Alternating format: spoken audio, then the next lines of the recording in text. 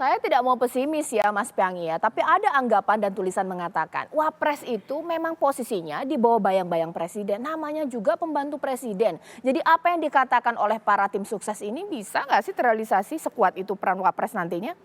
Ya sebenarnya kalau kita melihat kasusnya Pak JK itu kan menarik tuh Cak ya. Pak JK itu kan di dua kepemimpinan, pernah di era Pak SBY, pernah di era Pak Jokowi. Nah kalau kita lihat strong leadership-nya, beliau mampu meskipun dengan tidak diberdayakan, dengan diberdayakan. Tapi ketika dengan posisi Pak SBY kan beliau cukup dikatakan matahari kembar kan. Tapi begitu dengan Pak JK, lampu mobilnya redup lagi gitu.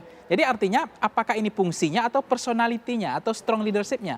Kalau kita misalnya, yang kedua kan mazhabnya kan tiga itu, mazhab Dewi Tunggal yang artinya difungsikan, kemudian mazhabnya Ban Serap atau Gunting Pita tadi, yang ketiga sebenarnya mazhab matahari kembar kan.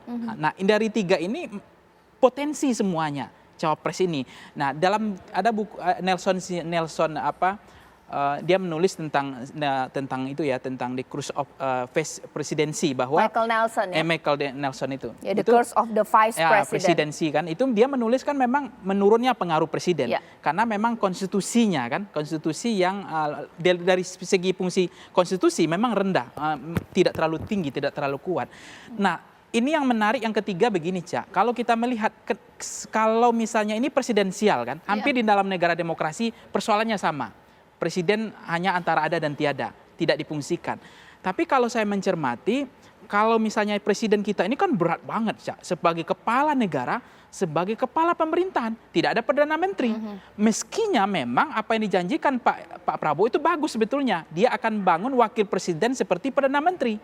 Itu keren banget, Cak, kalau memang itu dilakukan. Artinya bahwa wakil presiden yang selama ini dianggap stempelnya Ban Serap atau Gunting Pita atau yang lain. Mungkin sederhana, dikomentarin dari masing-masing Wapres 1, 2, dan 3. Siapa yang paling mungkin untuk posisinya kuat? Mungkin dari pasangan Amin terlebih dahulu. Mungkin nggak? Atau jangan-jangan lebih condong ke matahari kembar ini bagaimana? Nah Amin kan sudah komentar kalau saya tidak difungsikan atau tidak dikasih tugas pekerjaan saya mundur. Itu kan jelas. Ini sama dengan kasus-kasus kepala daerah hari ini. Kepala daerah kan bulan madunya juga banyak selesai karena tugasnya tidak difungsikan. Kalau nomor urut 2 seperti apa? Kalau misalnya nomor urut 2 misalnya Gibran ya. Gibran ini kan juga tidak bisa lepas dari Pak Jokowi dan Gibrannya. Jadi saya pikir Gibran akan diberdayakan karena Pak Prabowo sudah menjanjikan bahwa wakil presidennya nanti akan difungsikan sebagai Perdana Menteri. Tapi kekhawatirannya apa yang terjadi? Ada tidak sih implikasi buruknya kalau seperti itu? Ya sebenarnya kekhawatiran itu justru baik sih Cak. Kalau wakil presiden difungsikan selama ini kan diparkir saja, tidak dimanfaatkan. Hanya digunakan kalau dibutuhkan kan. Kalau nggak dibutuhkan tidak digunakan. Kalau nomor urut 3 karakter nomor Pak urut 3 Mahfud. kalau Prof Mahfud saya pikir memang orangnya cukup mendominasi, dia senang panggung. Jadi saya pikir ini justru punya peluang untuk matahari kembar. Karena Prof Mahfud itu Cak, itu dia senang dengan panggung depan. Jadi setiap panggung itu apapun momentumnya, apapun isunya, Prof Mahfud justru tampil di depan. Mas Aiman, matahari kembar. Nggak akan mungkin. Kenapa? Saya tahu arahnya. Mungkin terulang misalnya image seperti waktu Pak SBY dengan Pak JK. Ingat loh di sini ada perbedaan. Pak SBY itu ketua umum partai. Waktu itu Pak JK juga ketua umum partai yang partainya lebih besar dari Pak SBY ya di 2004 sampai 2009. Pak Mahfud kan bukan siapa-siapa. Beliau bukan ketua umum partai. Jadi kalau dikatakan matahari kembar ya nggak mungkin. Yang ada adalah tongkat komandonya dibagi sedikit ke Pak Mahfud sebagian ya, untuk kemudian mengurusi yang merupakan Pak Mahfud ahli di sana. Apa itu? Politik, hukum, keamanan, berantas korupsi. Nah ini saya mau sampaikan sedikit nih. Kemarin waktu debat itu hasil terbaru dari indikator politik ya, itu jelas bahwa Pak Mahfud punya keberhasilan dari apa yang disampaikan. Sehingga rebound tuh naik elektabilitasnya dari hasil debat cawapres kemarin. Itu jelas. Sekarang saya ke Mas Saiful Huda. Catatan dari Mas Pangi di sini sudah ada statement juga dari Caimin kalau saya tidak diberdayakan saya akan mundur. Itu kan ngambek kan? Kalau tiba-tiba Wapres mundur bukannya huru-hara negara kalau kemudian terpilih bagaimana? Enggak begitu. Itu konteksnya sejak dari awal memang dua-duanya bersepakat untuk duit tunggal. Jadi filosofi duit tunggal itu melampaui apa disampaikan oleh Mas Aiman. Kalau Prof Mahfud minta Polhukam itu minta jatah namanya, bukan kepimpinan duit tunggal. Itu keahlian itu Pak.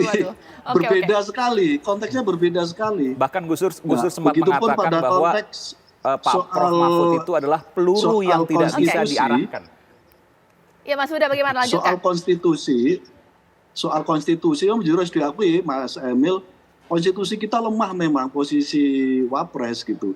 Itulah pentingnya kami mendeklarasikan sejak dari awal secara terbuka loh di depan publik bahwa kami pasangan Amin adalah pasangan duit tunggal, dan saya sampai hari ini nggak pernah mendengar statement itu Mas dari Huda, dua pasangan yang lain. kalau tidak minta Iya. jatah, teknis pelaksanaan seperti apa? Jadi kalau mimpi rapat kabinet berdua begitu? Ya tidak, pada konteks keputusan, kepemimpinan duit tunggal itu kan kira-kira membayangkan semua keputusan diambil bersama secara berdua, Oke. mempertimbangkan berbagai aspek bersama-sama gitu. Oke. Nah di level itu memang yang harus dibutuhkan oleh Indonesia hari ini gitu. Iya, oke. Karena begitu banyak persoalan dan sistem presidensial kita itu memang tadi itu banyak lubang-lubang yang akhirnya kinerja kita tidak maksimal. Nah semangat untuk semua serba berdua, diputuskan berdua, itu melampaui tadi itu, melampaui apa yang tadi disampaikan oleh Mas Aiman. Dan kami secara terbuka sudah menyampaikan di berbagai forum menyangkut soal komitmen ini. Karena kita tidak ingin lagi apa yang sudah-sudah kan berjalan tadi disampaikan oleh Mas Emil misalnya gitu. Kira-kira ya seremoni saja sebenarnya. Pada hakiki keputusannya relatif tidak bersama-sama diputuskan gitu. Dan itu berisiko dalam jangka panjang. Nah kita ingin duit tunggal Bung Karno dan Bung Hatta lahir kembali untuk memimpin pasca 25 tahun Baik. reformasi. Saya mau sedikit Baik, komentar ditahan dulu, Mas dari Huda, Pak bagaimana? Saiful. Bahwa tadi dikatakan minta jatah. Mhm. Polhukam oleh Pak Mahfud ketika nanti jadi wakil presiden. Sekarang saya tanya, kinerja Polhukam pada saat Pak Mahfud menjadi Menko Polhukam ini, masyarakat merasa, ini fokusnya bukan di Iya, hasil iya, Polhukamnya, iya. tapi pekerjaan Pak Mahfud. Itu puas tidak? Betul. Itu kan bisa dilihat bahwa Pak Mahfud punya kemampuan, punya passion, Oke. punya keinginan yang mulia di bidang Polhukam. Mas Aiman, Di antaranya adalah pemberantasan korupsi. Kalau Wapres nanti Pak Mahfud jika terpilih mengurusin Polhukam, Menteri Polhukamnya ngurusin apa? Kan bisa koordinasi. Iya. Sekarang pun misalnya presiden apakah Baik. tidak mengurus Polhukam? Oke, iya. Oke, sekarang ya. Sederhana sekali. Sekarang saya ke Mas Emil Dardak bahwa dikatakan bahwa kalau tadi jawaban Mas Emil itu masih seremonial. Jadi seakan meragukan kalau Gibran jadi Wapres tetap seremonial. Seperti apa?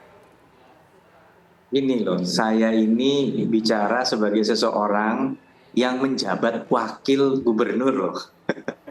Jadi mana mungkin saya bicara tugas saya seremonial, ya.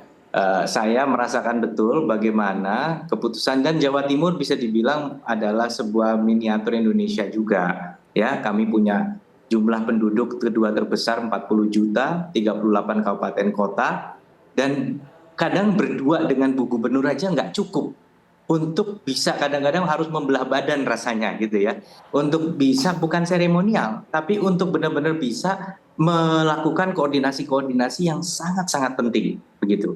Nah, yang saya sebut tadi konkret, Pak Wapres memimpin SPBE e-government rapat yang memang diimplementasikan. Sebelumnya Pak Jokowi yang melakukan pembahasan mengenai sistem satu data supaya tidak duplikatif. Pak Wapres menindaklanjuti dengan MPP digital, Mall Pelayanan Publik Digital. Ya, waktu Semeru yang sedemikian dahsyat bencananya juga sama. Pak Jokowi turun, Pak Wapres yang kemudian melakukan monitoring terhadap perkembangan resettlement atau pemukiman sementara. Jadi sama sekali tidak seremonial. Justru saya pernah merasakan, dan tadi kan Mbak menanyakan, apa iya rapat kabinet dipimpin Presiden Wapres? Saya mungkin bukan rapat kabinet, tapi saya juga saksi duduk di satu meja ya bersama dengan Presiden dan Wapres membahas mengenai perkembangan pembangkit listrik tenaga sampah yang didorong melalui Perpres untuk 12 kota.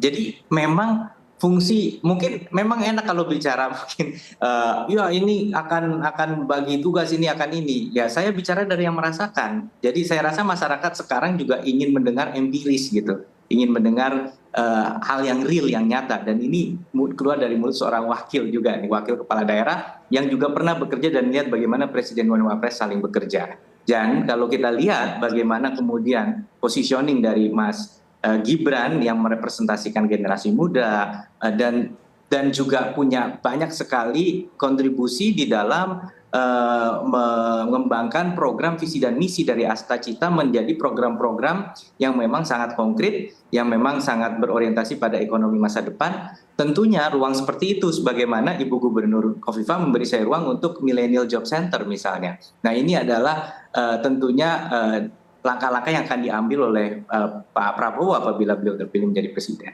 Oke, bagaimana? Itu bisa terrealisasi tidak? Karena kalau kita kemudian membaca mengenai tupoksi dan tugas susunan pembagian kekuasaan menurut Undang-Undang 45, memang jelas bahwa menggantikan beberapa peran presiden melakukan pengawasan. Apakah jangan-jangan mereka jualan ini supaya untuk menyumbang elektoral nanti sesaat lagi?